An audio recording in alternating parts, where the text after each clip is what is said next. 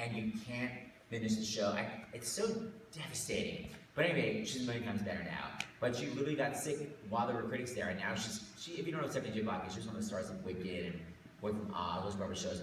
And then on top of that, when she was doing Wicked, they were trying out this new contraption that flew her in the air, and it wound up like going haywire and basically like smashing her around the set, like gang. And that's like my big fear is that getting injured on Broadway, because it happens all the time. I have a friend that, especially when you understudy, when you understudy in the Broadway show, you don't get a lot of rehearsals. You get rehearsals, you don't get a rehearsal in your full costume with the whole set moving and all the lights. So there's always something that you're not prepared for. And my friend was doing Carousel, and at the very, very end of the show, spoiler alert, he dies.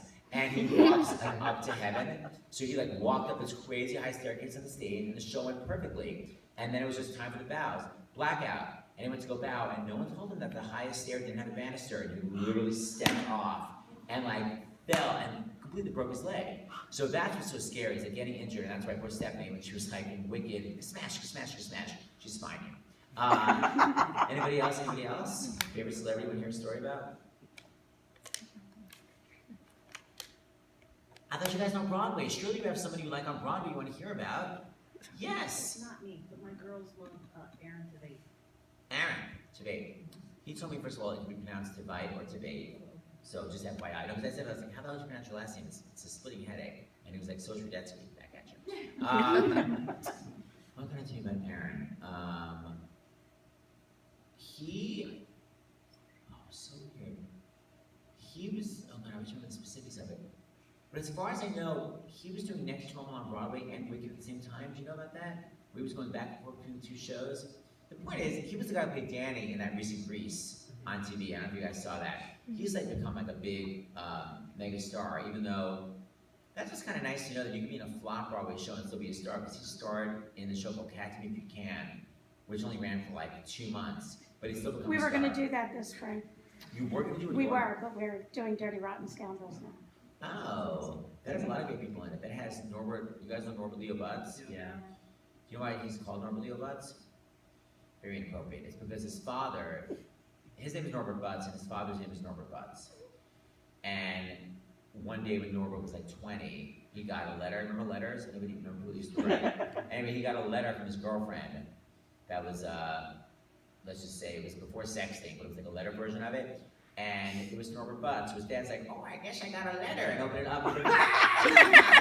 So from then on, Norbert's like, I will always now be Norbert Leo Butz. So he added his middle name, so his father doesn't read any more inappropriate mail. So just FYI, if you want to prevent your parents from reading your mail, add your middle name. Anybody? Yes. Jeremy Jordan. Jeremy Jordan. Wait, I have another dirty story about him. Something is appropriate for children. Okay, hold on. I like Jeremy so much, but what can I tell you that's not inappropriate? Oh! He actually has one of the rare things that's so cool that he literally was in 2 different Broadway shows in the same season, which is so crazy. I mean, if you're lucky enough to be in a flop and a hit, it could work out. So what happens is he was starring in Jekyll and Hyde. Not Jekyll and Hyde, what the hell's the name of the show? Bonnie and Clyde. He starred in Bonnie and Clyde. He starred in it, the show closed, and then he got to lead in Newsies. So in the same Broadway season, he was in 2 Broadway shows, which is so crazy. It's not like movies where you have like 2 movies come out. Like that's crazy to be in 2 Broadway shows in the same season. So he's doing amazingly. I wanted him actually to star in Disaster, but he's doing Supergirl. Is that what it is? He told me he was doing a TV show. I texted him, what? Anyway, he's doing a TV show, but he's really talented. I think he's super. Oh, I have one funny story. He was doing Rock of Ages, and so there were 2 leads, Constantine Maroulis in Rock of Ages, and this woman that played opposite him, that was like particularly old. She was like 35. Maybe it sounds old to you guys, but it was like young on Broadway. But Jeremy was the understudy for Constantine, and Jeremy was like 22. So Jeremy went on opposite this woman, and like when they went in for a kiss, someone in the audience went, "Yeah, get it, Cougar." She was like, devastated. Anybody else? Oh, in the back. Kristin. Okay. I'll tell a nice story about Kristin. So I played an audition for him years ago, and he was so, I mean, I've known him forever, and he was so good at this audition, I was like, oh my God, he's totally gonna get it. And he didn't get it. I couldn't believe it. And my friend Chris Fitzgerald got it. Chris Fitzgerald was Bach in Wicked. So Chris got it, but it was a Broadway musical, but they wouldn't tell you kind of what role you had. It was just like, you're in it. Do you want to take the role or not? And Chris was like, no. He was like, I want to know what the role is. They're like, do you accept? He was like, peace out. So Chris said, peace out. They brought Kristin back in, and he got it. I knew it. And it was when Kristin made his big debut. Do you know Spamalot? It's when he played that role in Spamalot. So I played this Spamalot audition. I was like, he's going to get it. Did not get it. Fitzgerald got it. Chris quit. And then Kristin got it. He's super talented. We did Stupid together. He was amazing. I knew he was going to win a Tony. Now he has 2 of them. Who else? Who else? Yes, ma'am. Laura Benanti. Oh my God, I've been doing Laura Benanti stories. Laura Benanti was in high school, and her mom was her voice teacher. And her mom was sort of like a lot of parents, like, you need to go to college, and then you can do Broadway. So I was like, So Laura went to her first Broadway audition, took a train into New York, and auditioned for Sound of Music. And she knew she had to get dressed up, so she wore her prom dress. She came in her crazy prom dress, auditioned for Sound of Music, and they're like, how old are you? Like 40? And you're just like 17, like what? So they totally flipped out, and she didn't really know what would happen next. And then she got home, and her mom's like, what'd you do today? And Laura's like, went to the mall. And her mom's like, really? Who's Jake Binder? And Laura's like, what do you mean? I was like, because, her mom was like, because he just called, and apparently you have a call back from Sound of Music. She's like, I auditioned for Broadway, I shouldn't tell you. Anyway, so she auditioned for Sound of Music, and she got it, and she was the understudy. She was 18 years old. She understudied Rebecca Luger, who was Maria. And then she actually had to go on at 18, leading a Broadway show. And it goes, the hills are alive. She was backstage, she was so panicked, and on the she was about to go on, vomit. The hills, literally threw up, sang. So she got through it, but just so you know, sometimes when you see someone on Broadway, they might have just vomited 1 minute before. Anybody in the back, yes? Margherita. Oh my, oh God, another story that's so dirty. I'll clean it up a little bit, how about that? I won't give the full extent. So Leslie's really funny, but she worked in Disney a lot. And she was like the 3rd understudy for Ariel in Little Mermaid, and those rotating Disney shows.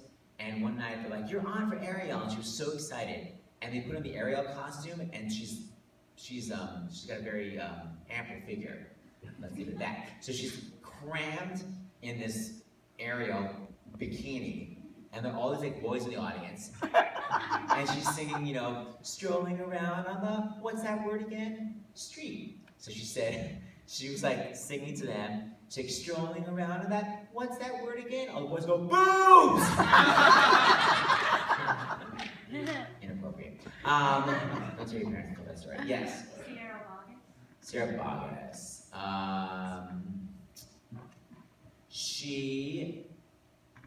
We both did Les Mis, but we did it different times. And one time, she went to go audition for Phantom of the Opera. And when you're doing a show out of town, whenever you're doing a show anywhere, you can't leave on the day of a show. So she was doing a show in Washington, but she went to New York to go audition for Les Mis, which you're totally not allowed to do because something can happen with travel, you can get busted. But she did it anyway because New York is pretty close to Washington. She's like, I'll be fine. She took the Amtrak up for Phantom. She did great at the audition, took the Amtrak back, and literally the train hit somebody. So it's very Tracy and Hairspray and a stupid bus crash, but still literally the top of the train hit somebody and was 2 hours delayed. So she had to call Les Mis and admit she'd been in New York and she was 2 hours delayed. Because Les Mis is basically 7 hours, she was able to do the whole second act. So it actually kind of worked out for her, but still she got in so much trouble. So just so you know, if you have a show out of town, don't leave the take a train anywhere. That won't be a problem because you never know if it's gonna basically hit somebody. Anybody else? Yes. Kelli O'Hara. So Kelli O'Hara. 2 stories. Do you know the show Oklahoma? Oh, yes. Yeah. Okay, so the original Laurie was Joan Roberts, and back in 1945. So 50 years later, she was in a musical called Follies on Broadway. Follies is about older women and then their younger selves, the ghosts of their younger selves. So Joan Roberts was this older woman, and Kelli O'Hara played the ghost of her younger self. So in the show, she also had this other role where she was just kind of an assistant, because Joan Roberts' character was old, so she had this assistant bring her on stage. But in real life, Joan thought Kelli was her assistant. So rehearsal would end, and Joan would go like, "Kelli, get me a cab." So like Kelli would go out. Oh my God. So finally after a week, the director was like, "You're not her actual assistant." But Kelly's from the South, she's so nice, and she's like, "All right." So Kelli had the same voice teacher as Kristin Chenoweth down in Oklahoma, who's like really harsh. And Kelli said that if she'd hit like one wrong note, her teacher would say, "Why don't you quit the business and go sell ribbon at JCPenney?" I'm always obsessed with that because it's not like quit the business. It's not even work at JCPenney. It's so specific. Go sell ribbon. So, is that a job? Is there a ribbon seller? Like, I don't even know if that's an actual job. Ribbon for sale. I should appreciate that. Anybody else? Anybody else? Yes, sir. Jonathan Groff. Jonathan Groff.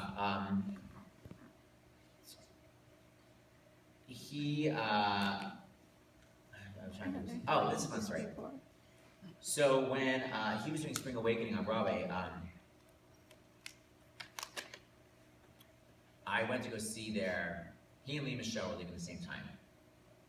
So I went to go see them the night before their final performance. The final performance was, it's weird, why was the final performance? It was the middle of the week. Anyway, maybe it was like a Friday and the last performance was Saturday. So anyway, went to go see them on Friday and they were like, "Oh, you have to help us with this plan we have." So they had this plan where they said it was a tradition in Spring Awakening when you leave the show to sleep in the theater on your last night, like overnight in the Broadway theater. Okay, I don't know if you know about Broadway theaters, but like, they're not so clean. Like my friend Kerry Butler, who's starring with me in Disaster, was doing Les Mis, and someone put on their shoe and there was like a mouse in it.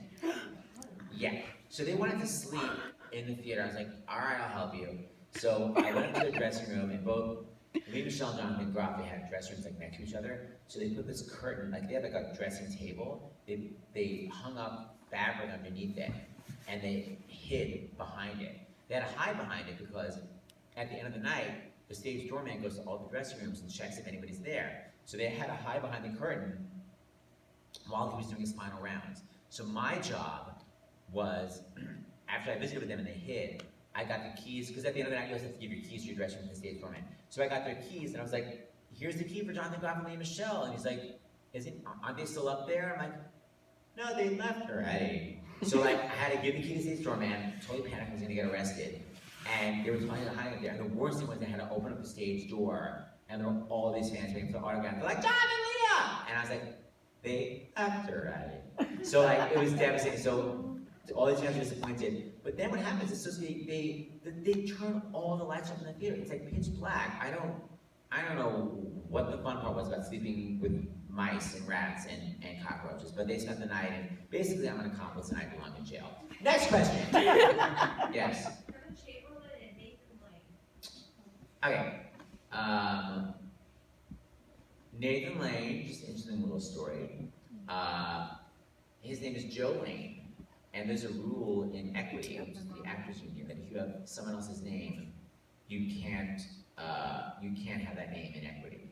So when he went to go join Equity, he was like, "I'm Joe Lane. That's how he talks." And they were like, "You can't have that name." So while he was joining Equity, he was doing Guys and Dolls and playing Nathan Detroit. So he just took the name of the character he was playing, and that became his name. It's a good thing he wasn't doing Wicked, or else he would have been Alpha Lane. But that's why he has the name Nathan, because he was playing Guys and Dolls. And Kevin Chamberlin, who's starring in Disaster, if you guys watch the show Jesse, he's Bertram on Jesse. Girls. Hey, Jesse. You're being So disrespectful. right now he's in Disaster with me, and oh my god, the kids are like obsessed with him. When he made his Broadway debut, and he did it in a musical called My Favorite Year, which was also my Broadway debut, as a matter of fact, as a piano player. But he was so excited because his parents were in the audience. It was the first show. He forgot to put on his suspenders, and you wear belted pants, but suspenders literally hold up your pants. So he went on stage with his pants, where he literally had to do an entire dance routine with just one hand, constantly like on his pants, holding them up, or else it would have been like moon. So anyway, he almost moved an entire Broadway audience. But My Favorite Year didn't last very long. I was called My Favorite Week. What? He's amazing in the show. Also, the craziest thing happened. You gentlemen will understand this. Kevin was doing Seussical on Broadway, and while he was doing it, he got a kidney stone. You guys know what that is, but it's not fun. And his understudy was this guy named Casey Nicholaw, who's now a really famous director, who directed Book of Mormon and directed Aladdin. But back then, Casey was just a chorus boy, and he was Kevin's understudy, and he wasn't available to go on. So Kevin had to go on with a kidney stone, and during Seussical, it passed. And if you know how it passes, it's not fun. Next question. Yeah, it's disgusting. Anybody? Yes? Audra McDonald. Audra McDonald. Okay, so Audra was, you guys know Audra McDonald, right? So she got invited by Oprah Winfrey for this really special event. It was called like Legends and Youngins. And it was like, oh, like the most famous black women in the world. Like all the older ones were the legends, like, you know, Coretta Scott King and, you know, Dionne Warwick, and all the youngins. It was like, you know, Audra McDonald and Mariah Carey. And Audra was like, she said everyone got like a diamond bracelet. Everyone had their own specific waiter. So like they were at these separate tables, and like they all had their own specific waiter. Because you know Oprah is like a trillionaire. So Audra was like so intimidated being there. And she's like, oh my God, I'm surrounded by the most amazing women in the world. And she sat down at this table with all these incredibly famous women. It was like a table of 10. And they each had their own place card.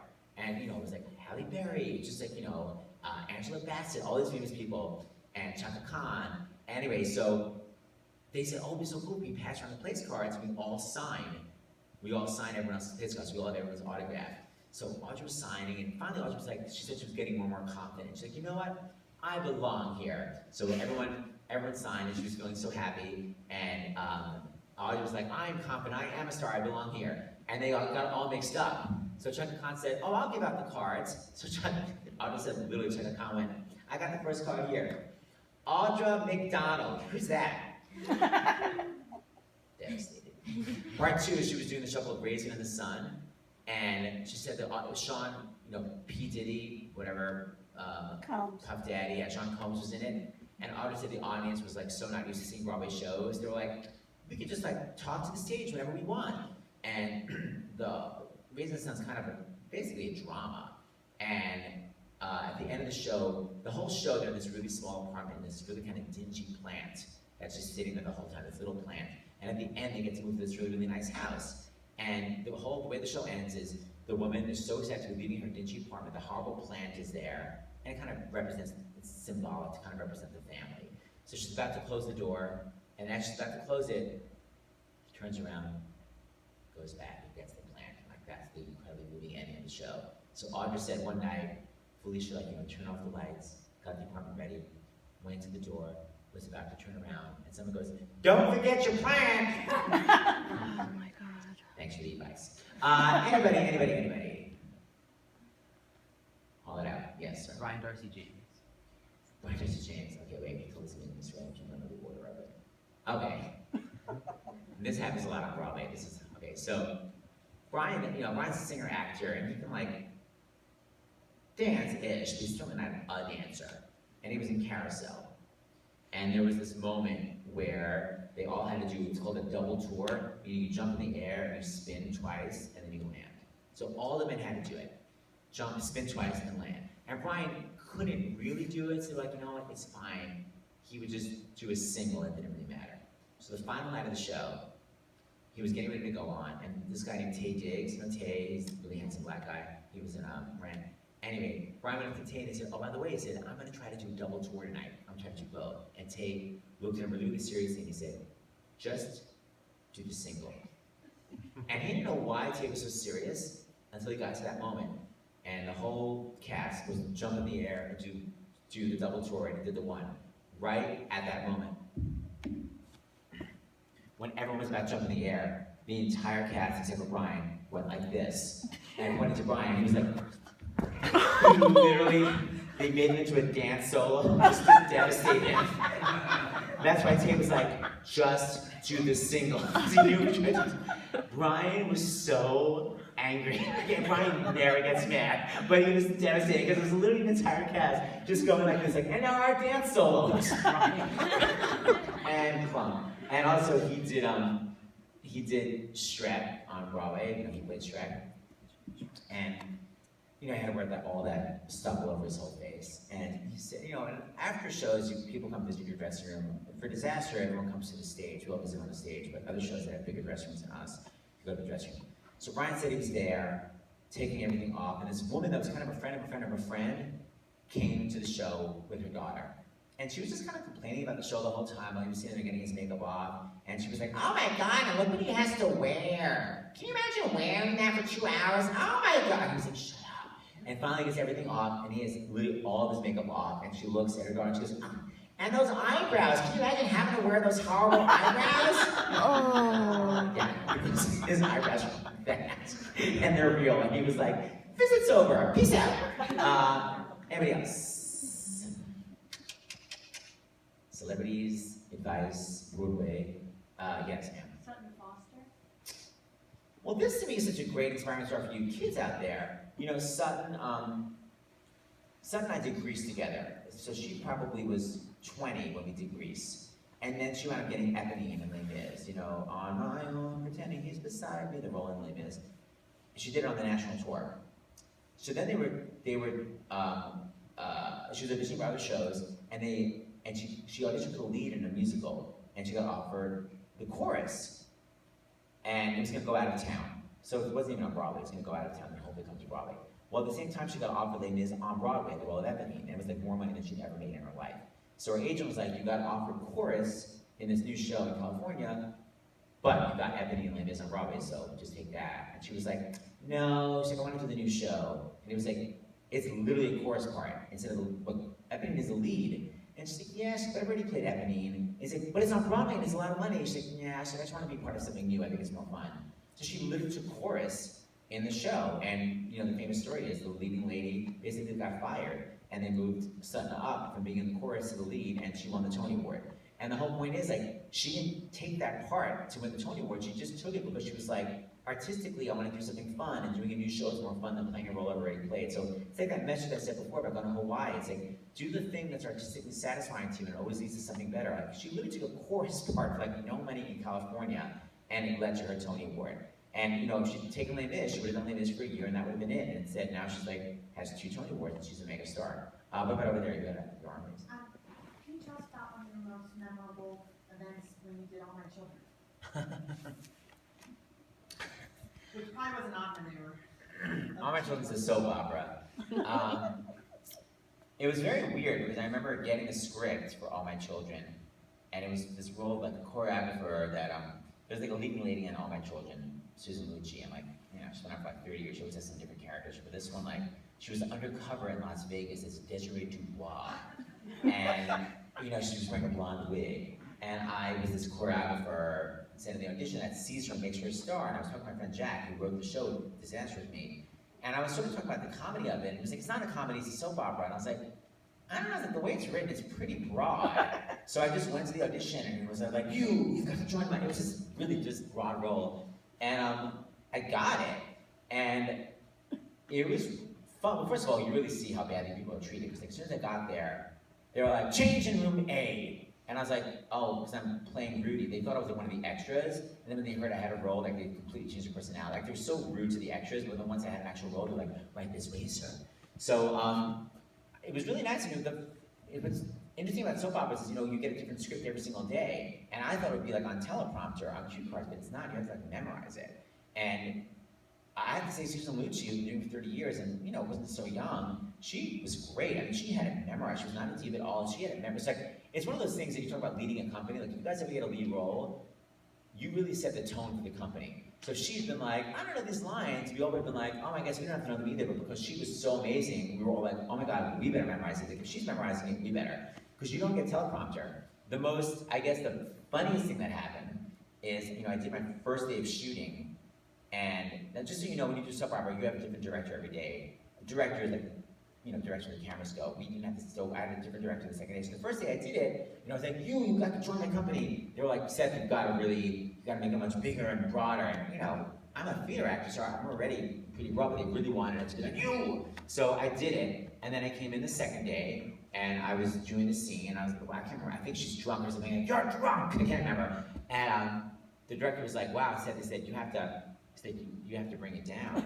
And I said, oh my God, I said, yesterday they told me to make it bigger. Can you believe it? And he said, no. That's so rude. All right, sorry. Anyway, it was really fun though. I had a really good time. I did 5 episodes and I fired her, and it was really fun. We got to dance together, and I wore these black outfits. Anybody else? Anybody else?